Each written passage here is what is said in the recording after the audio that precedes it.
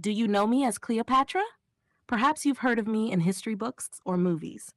But before I became the last queen of Egypt, I was a woman carrying a big dream in my heart. Let me take you on a journey, one you'll hear only on the Hear and Reflect channel. A story of strength, wisdom, and defiance against the strongest, shaping the fate of a nation. And in the end, I'll share with you some lessons I learned in my quest to preserve my kingdom and my dream. Don't miss out. Subscribe now and be one of the first to join Hear and Reflect. Unforgettable stories await you. I am Cleopatra, born in the heart of the Egyptian Empire, in the majestic palace of Alexandria, a place that combined grandeur and beauty, politics and betrayal.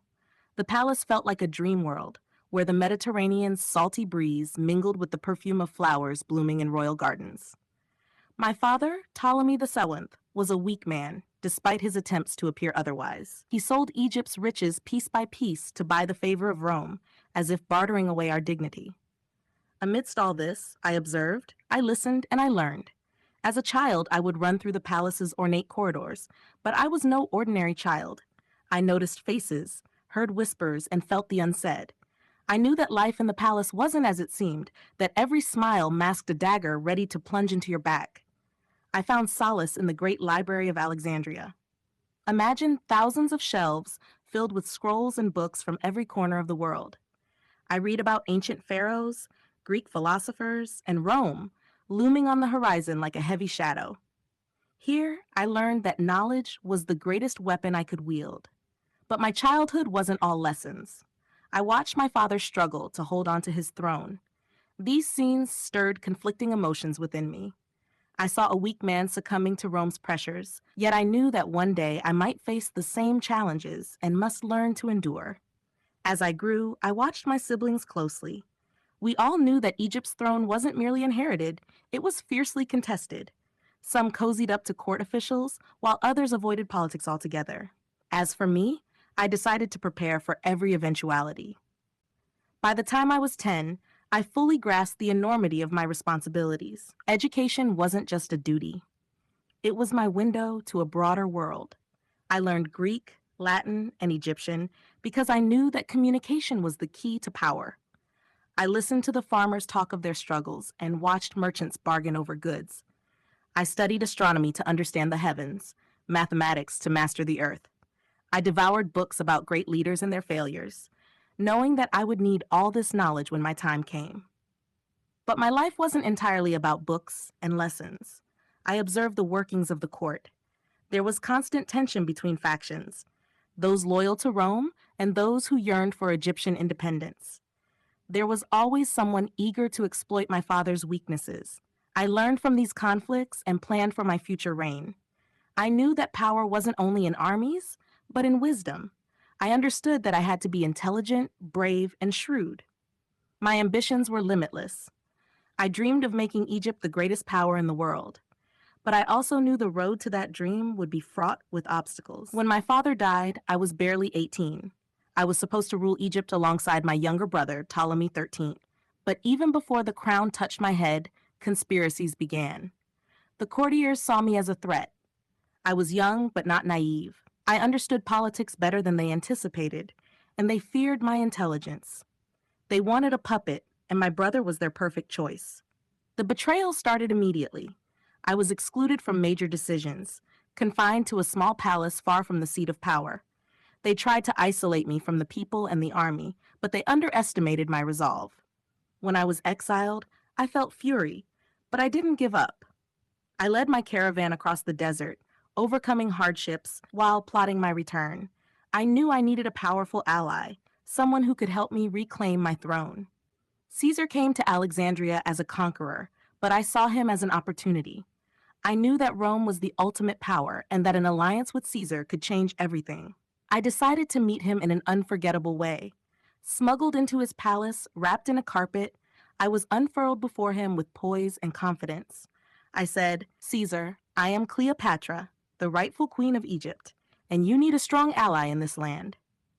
Caesar was captivated, not only by my beauty, but by my wit and courage. We quickly formed an alliance, but it was more than political. There was a strong attraction between us, and we became partners in every sense. Together, we defeated my enemies, and I reclaimed my throne. For the first time, I felt real power, but I knew this victory wasn't the end.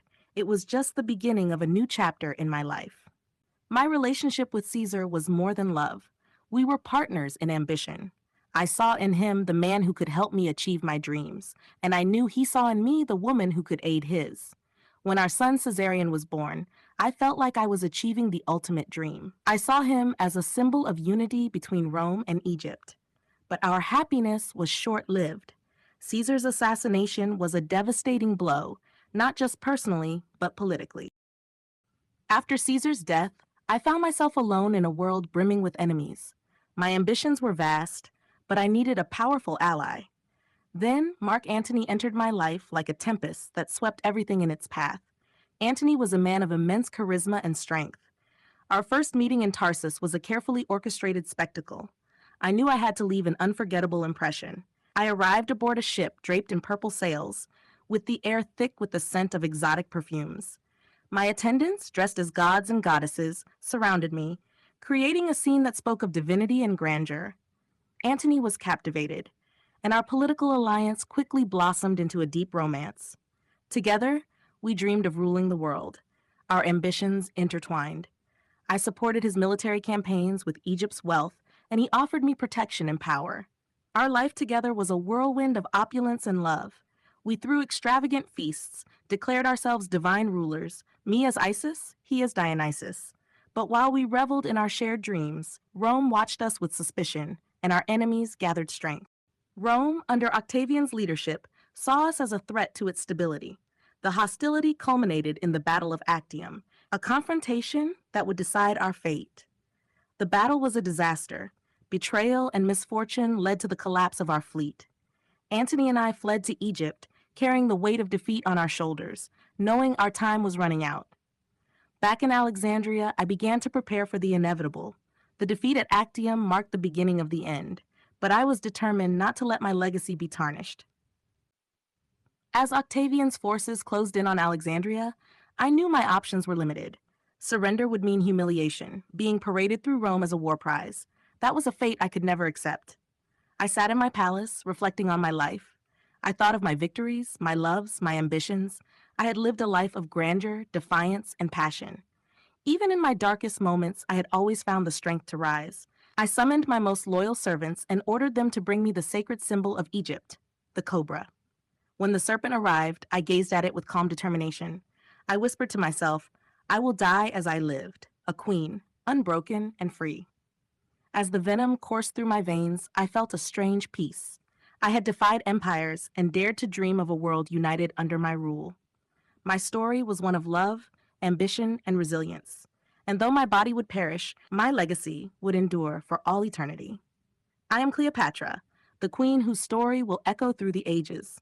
My life was not just a tale of power and betrayal, but of audacious dreams and undying courage. Remember me not as a victim, but as a ruler who shaped history. Advice from Cleopatra, the queen who will never be forgotten. 1. Knowledge is power, so always strive to acquire it. The great library of Alexandria taught me that true power lies not in the sword, but in the mind. Invest your time in learning, for wisdom is an unbreakable weapon. 2. Never stop being ambitious, even if the path seems impossible. In a world that stood against a woman like me, I managed to establish myself as a leader. Remember, the world is unforgiving to the hesitant, and ambition is your passport to achieving the impossible. 3. Choose your alliances wisely. My alliances with Caesar and then Antony were key to my survival, despite their consequences. Learn to choose whom to trust, but always be prepared for betrayal. 4. Invest in your image and character. When I wrapped myself in the carpet to meet Caesar, it wasn't just a clever move. It was a statement that I knew my worth.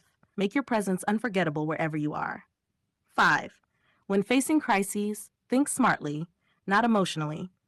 The defeat at the Battle of Actium was harsh, but it taught me that strength lies not in fighting everything, but in knowing when to surrender and when to resist. 6. Love yourself and be proud of who you are. I lived my life as I wanted, loved whom I loved, and refused to be a victim of any force. Life is short, live it with courage and pride. 7. Let your legacy speak for you. My life may have ended, but my story became immortal. Do what ensures your name will be remembered well after you're gone. Greatness is not in wealth, but in influence. It wasn't Egypt's treasures that made me great, but my decisions and actions. Be someone who leaves an impact wherever you go. If you've made it this far, it means you've listened to the full story, and we're grateful for that. Don't forget to hit the subscribe button to be one of the first subscribers to our Hear and Reflect channel, where we tell unforgettable stories. Hit like and share your thoughts in the comments. Our journey has just begun, and your presence makes it special.